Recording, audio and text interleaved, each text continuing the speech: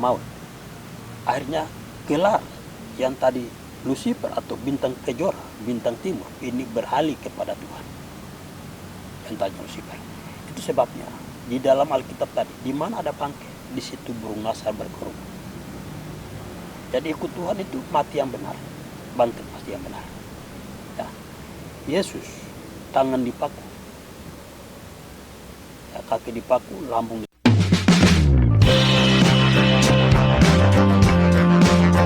Halo, shalom, salam sejahtera pemirsa dimanapun Anda berada. Senang sekali kita bisa berjumpa dalam kesempatan yang sangat luar biasa dan sangat berbahagia pada saat ini. Bersama saya Nies, hari ini kita akan berdiskusi panjang tentang Timur Papua. Dalam hal ini ada salah satu hamba Tuhan yang sudah ada di samping saya. Siapakah dia semua pemirsa? Dia akan memperkenalkan diri. Ya, salam pemirsa.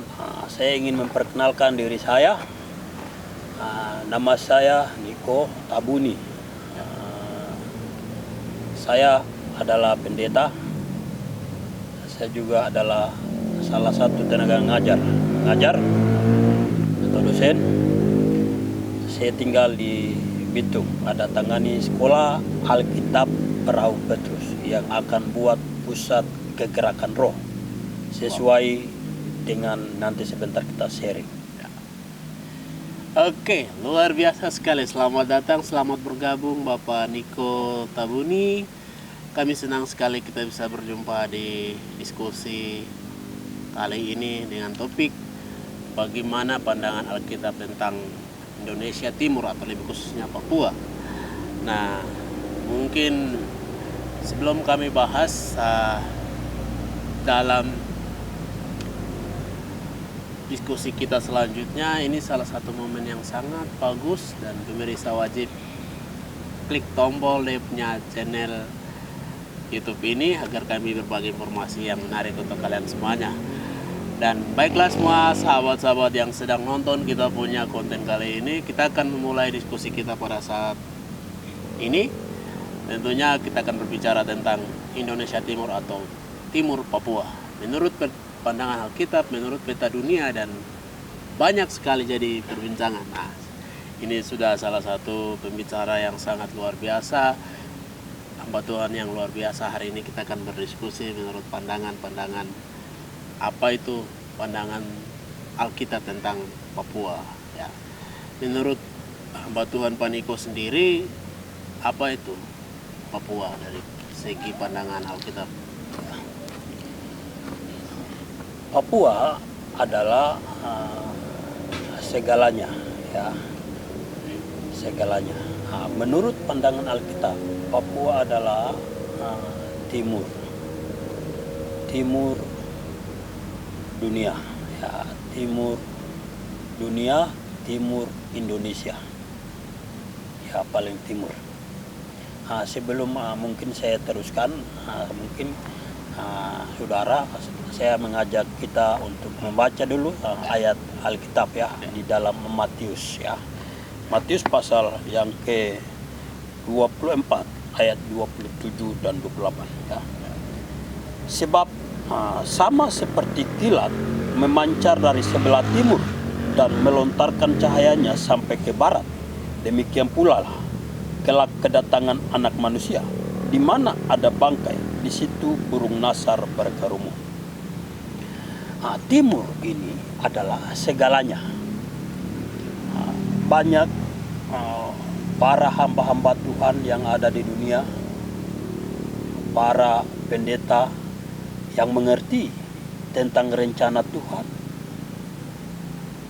untuk Papua, untuk orang-orang Papua yang berbicara tentang kedatangan Tuhan bagaikan kilat yang memancar dari timur ke barat. Maka semua mata menuju Papua.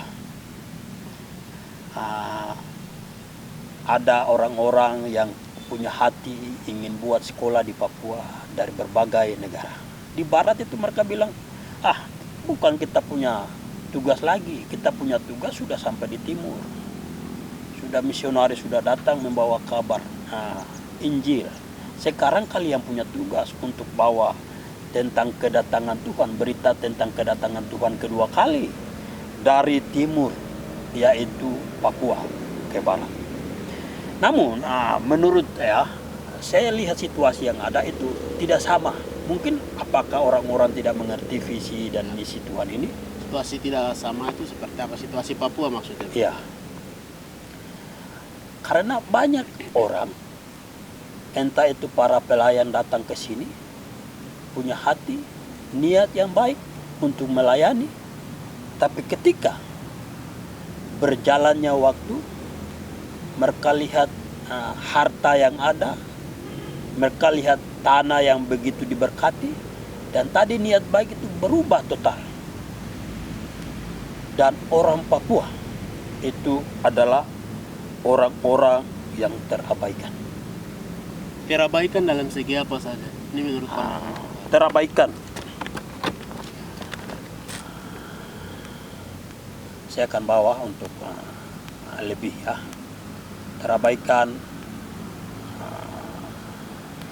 Ya apa ya, saya mau bilang, saya mau kasih cari yang lebih detail lagi.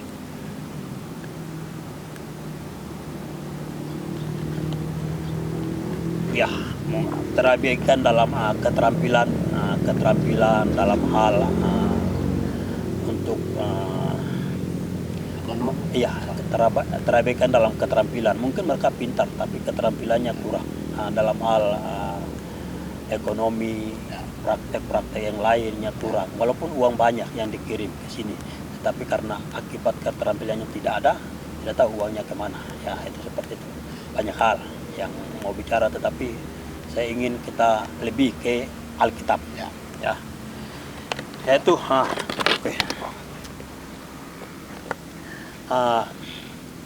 Papua ini tanah terkaya. Orang-orang itu adalah orang-orang yang terabaikan. Mungkin terabaikan karena tidak mengerti atau tidak ada yang ajar untuk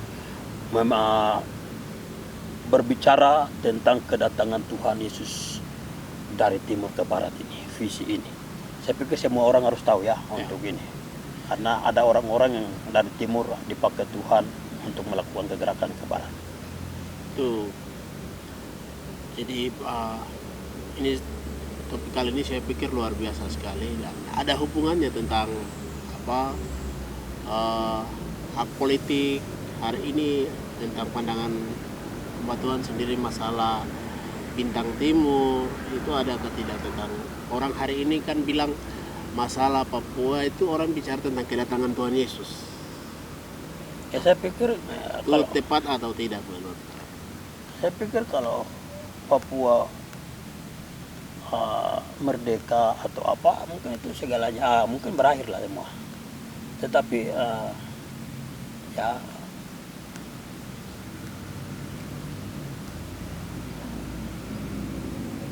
sebelum kegerakan atau kegerakan Tuhan kedua kali dari orang timur, saya berpikir ya, sebelum itu terjadi, jangan dulu deh kita bicara tentang Yesus mau datang kapan. Ya, karena 3,5 populasi manusia di dunia itu tidak tahu. Ya, tidak tahu Injil. Iya, yang pertama datang belum tahu. Oh, yang belum mengenal Injil begitu ya? Belum sama sekali. Jadi di negara, contohnya ada satu negara, ada mungkin kakak bisa di Laos. Laos itu negara negara komunis, ada negara-negara ateis yang memang tidak percaya Tuhan. Nah, saya pikir Papua mereka sudah tahu semua. Dan kontekstual di Papua hari ini kan semakin banyak organisasi, semakin banyak organisasi gereja ada. Namun hal ini kan banyak sekali masih orang yang terjerumus di hal-hal yang negatif. Dan tadi saya sempat dengar banyak hamba Tuhan mengatakan bahwa banyak hal terjangkal di Papua ini harus dibereskan. Dan contoh satu, ekonomi. Nah, hal penting yang harus dilakukan menurut pandangan hamba Tuhan tuh hal apa saja sih yang harus dilakukan buat orang-orang Papua supaya agar maju dalam ekonomi, maju dalam SDM yang baik, agar terus yang terpenting lagi mengerti tentang wahyu Tuhan itu bagaimana, hal apa yang harus dilakukan untuk kami orang-orang Papua di sini? Ya, mungkin terutama kesadaran juga pribadi kita. Terus yang kedua, ada yang harus berbicara ya untuk mengajari ya untuk untuk mengajari. Dan sebagai hamba-hamba Tuhan, saya berpikir lebih banyak juga berpuasa, berdoa, membaca Alkitab, tidak usah yang lain-lain. Mungkin itu. Kalau uang banyak, semua ada, tetapi hal ini belum ada. Nah, jadi mungkin kita puasa, berdoa lebih sungguh-sungguh. Jadi organisasi tidak jadi masalah, semua orang pasti berorganisasi. Namun di dalam organisasi mungkin saya pikir ada doa, ada puasa lebih serius lagi. Sehingga tanah ini, tanah yang diberkati, namun orang-orang itu tidak diberkati. Nah, untuk Tuhan memberkati orang-orangnya, kita orang-orangnya yang harus perbaiki sebelum Tuhan pakai hidup kita untuk melakukan kegerakan yang kedua kali dari timur ke barat. Oke, jadi ini salah satu pergerakan perlu butuh kerja keras, perlu butuh tim, banyak orang yang sadar pentingnya keselamatan pribadi. Bagaimana jiwa mereka ini akan masuk ke surga atau tidak, itu perlu ada hamba-hamba Tuhan yang komitmen, konsisten untuk melakukan pelayanan yang besar bagaimana memberkati dunia barat. Nah, yang saya pengen bertanya kepada Pak Hamba sendiri dengan konteks Papua hari ini, setuju kah Pak Niko? Orang di dunia semua mengatakan timur, orang-orang semua banyak bicara tentang timur. Papua itu paling timur, dan Jepang juga hari ini kan dia berbicara saya juga timur Asia. Nah, menurut Pak Niko ada pesan-pesan Alkitab yang sudah menunjukkan bahwa Papua itu benar-benar timur. Dari misalkan kita bicara ke Adam Hawa pada saat jatuh dalam dosa, itu kan kita pada saat mereka jatuh dalam dosa, mereka keluar dengan salah satu model Tuhan usia mereka itu ada, mereka tahu tentang rumbai-rumbai. Itu kan sedikit ada kemiripan dengan kita punya budaya di sini ya. Tapi menurut Bapak Niko sendiri bagaimana? Ya, kalau Adam dan Hawa itu ketika melakukan pelanggaran diusir ke timur. Ya, diusir ke timur dan Tuhan larang untuk kembali. Dia taruh pedang, tidak ada orang bisa masuk kecuali Yesus. Nah, Yesus yang tadi Lucifer itu julukannya bintang timur. Tetapi karena Yesus mati, bangkit, naik ke surga, dia menaklukkan Lucifer. Dia pegang kunci maut. Akhirnya gelar yang tadi Lucifer atau bintang kejora, bintang timur, ini beralih kepada Tuhan. Yang tadi Lucifer. Itu sebabnya di dalam Alkitab tadi, di mana ada bangkai, di situ burung nasar berkerut. Jadi ikut Tuhan itu mati yang benar, bangkit pasti yang benar. Ya. Yesus tangan dipaku, ya, kaki dipaku, lambung ditusuk. 5 luka ini menaklukkan kehebatan, kegagahan Lucifer yang tadi dilempar. Nah, setelah dia menang, maka Yesus disebut bintang timur atau bintang fajar. Nah, itu sebabnya kita Papua mesti mengerti. Kita semuanya, semua pejabat, entah itu gubernur, entah itu bupati, semua kita mengerti, semua sinode kita mengerti bahwa kita harus mati yang benar. Mati yang benar dalam hal ini kita tinggalkan semua keangkuhan kita, kesombongan kita, ingin cari kekuasaan, harta, jabatan, karena kita tidak akan jadi apa-apa. Untuk melakukan gerakan kita harus mati seperti burung nasar. Di mana burung nasar itu berada, di mana ada bangkai, di situ burung nasar berkerubung. Jadi di mana kita mati yang benar, banyak orang akan datang untuk melihat ada kegerakan, ada orang-orang Papua yang dipakai Tuhan untuk goncangkan dunia ini. Saya pikir jadi berarti dalam konteks Alkitab bahwa ini tadi saya dengar Bapak Niko mengatakan berbicara bintang kejora itu bagaimana kita bicara tentang Tuhan Yesus. Ya. Nah, hal ini kan sesuatu hal yang menarik. Namun hari ini kan dalam pandangan orang-orang yang belum kenal Tuhan Yesus dan pandangan-pandangan tentang kawan-kawan aktivis tentang Yesus dalam menggerakkan orang-orang Papua itu sendiri, hari ini kan sedikit kejanggalan dan banyak yang tidak takut Tuhan, banyak yang suam-suam jadi Kristen KTP. Nah ini kan menarik sekali dengan Bintang Fajar itu bagaimana kita bicara tentang Yesus ya. Nah kenapa sih Kak Bapak Niko bisa kasih satu statement bahwa Bintang Kejora itu bagaimana kita bicara tentang Kristus? Mungkin ada hubungan yang sangat signifikan tentang bagaimana kehidupan orang Papua atau tidak? Karena ini tadi saya dengar bahwa Pak Niko bilang Bintang Kejora itu bagaimana kita bicara tentang bintang kelahiran Yesus Kristus. Ya begini ya. Di dalam Yesaya pasal 14 itu Lucifer itu ingin menaingi Tuhan. Ya, kalau kita baca nanti Yesaya pasal 14 ya. 14 nanti kalau baca, tapi waktu juga kita membutuhkan waktu. Nanti ada waktu bolehlah undang. Ya.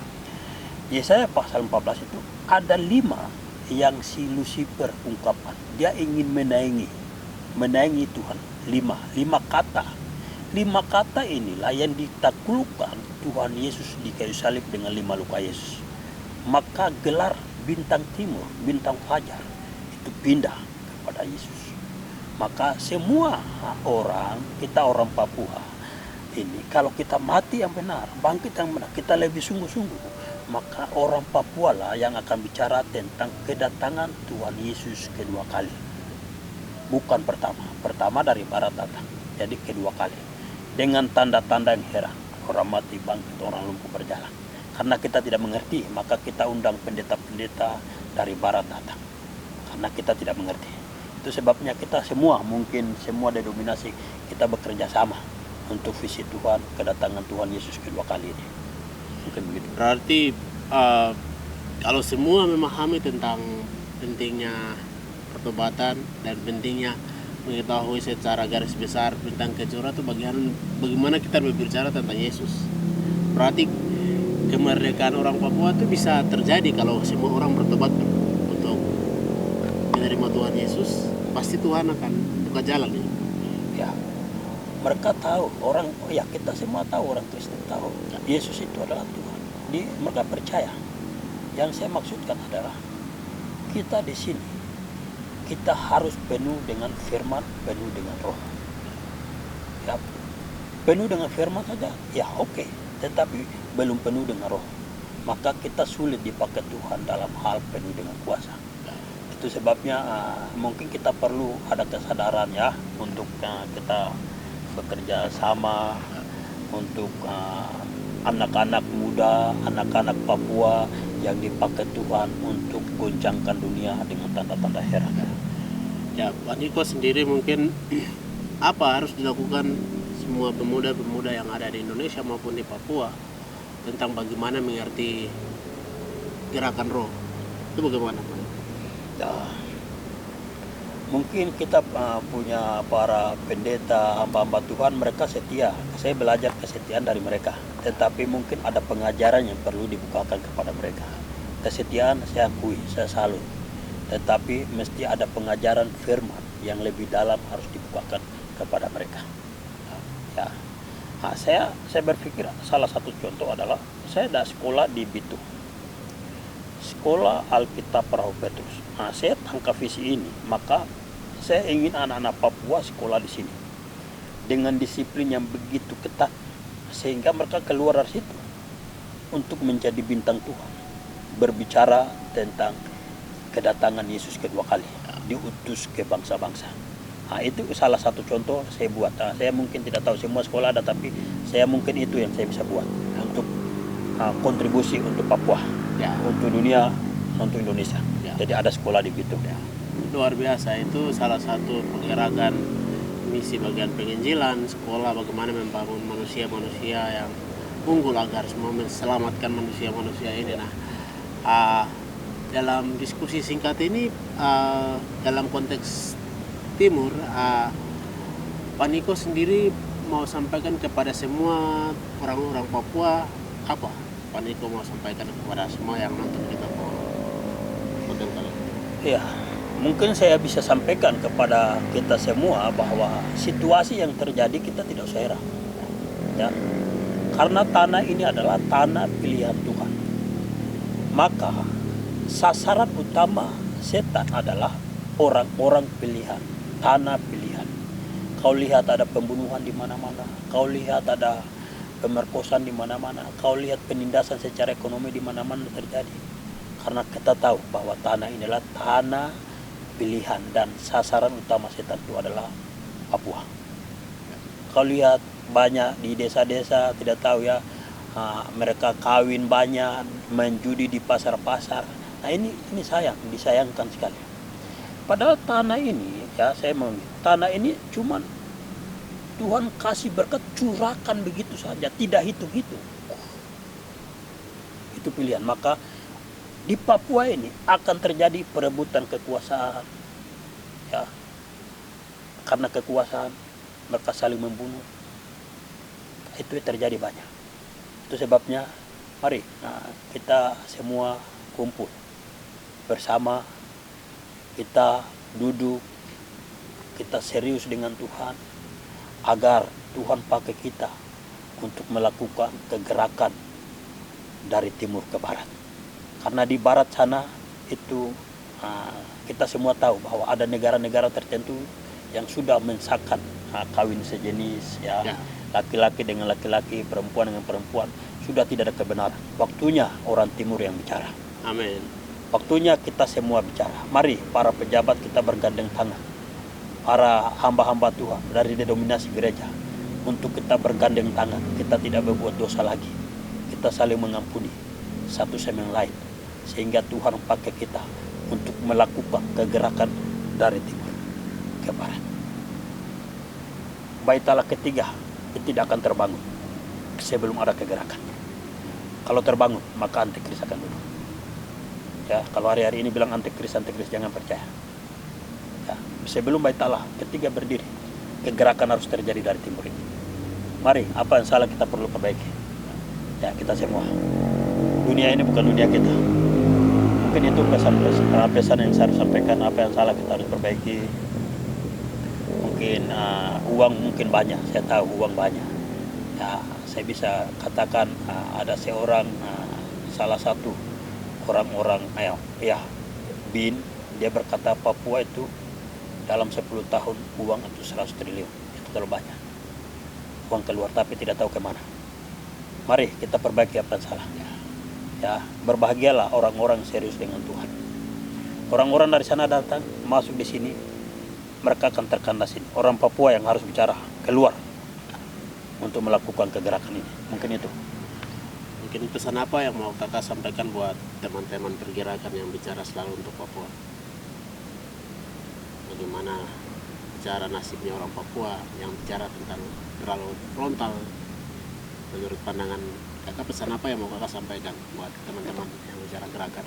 Ya, itu hak asasi. Tapi saya rindu di sini, marilah kita lakukan dengan tubuh yang sehat. Ya. Dengan tidak mabuk, dengan tidak merokok. Ya, dengan jaga kesehatan. Ya, dengan jaga kesehatan fisikmu yang baik, kau bicara itu hak, tidak ada yang melarang. Ya, jadi semua itu jurusan. Tapi saya ingin di sini adalah tidak boleh melakukan mabuk, merokok, itu kan membunuh bait Allah. Tubuh Tuhan mau pakai kita bagaimana? Maka sulit kita berdoa, Tuhan sulit mau dengar itu. Jadi itu yang mungkin ada perbaikan dilakukan. Perlu diperbaiki supaya dalam posisi sehat, dalam posisi yang baik, supaya berbicara hal-hal penting untuk bagaimana nasib orang semua di tanah ini, dan hal itu juga memuji bagaimana orang-orang semuanya hidup saling berdampingan di dunia ini. Dalam konteks orang Papua sendiri bisa tenang di atas mereka punya tanahnya sendiri, ya. Jadi pemirsa semuanya, diskusi kita kali ini bagaimana kita bicara tentang kegerakan roh tentang Indonesia Timur, lebih di Papua. Jika kalian semuanya pengen cerita-cerita lebih lanjut tentang Indonesia Timur menurut peta dunia di Papua, boleh saja kalian bisa kontak Bapak Niko. Atau masuk sekolah di Bitung. Ya, masuk sekolah di Bitun, dan di Masih sana gratis. ada sekolah yang sangat gratis. Bapak Niko sedang mendirikan satu sekolah yang luar biasa. Kalian diundang sekolahkan secara gratis di sana. Diajar lebih detail. Lebih detail tentang bagaimana kegerakan roh tentang Papua, lebih Bintang Kejora, Bintang Indonesia. Kejora, Indonesia.